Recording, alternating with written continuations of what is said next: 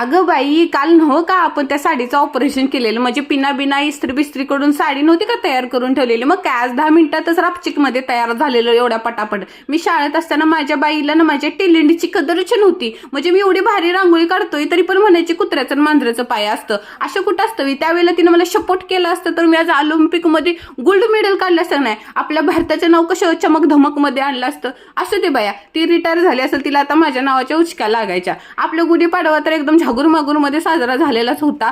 पण बया, त्या नादात मी माझ्या सकाळी धुतलेल्या बेडशीटीन कपडे विसरूनच गेले ना शुकत घालायचं. मालकीन बाय म्हणून आवाज देत होत्या. खवला पदराने गेलो त्यांना पटापट सुकत घालायला. परत लक्षात आलं, अगं बाई, मी तर साडी घातली. एवढा मोठा डोंगर हिरकणी सारखा मला चढायचा होता, ते पण नतीचा नखरा करत करत. मग काय, मैत्रिणीने समोरनं आवाज दिला. तिला म्हटलं 5 मिनिटं थांब.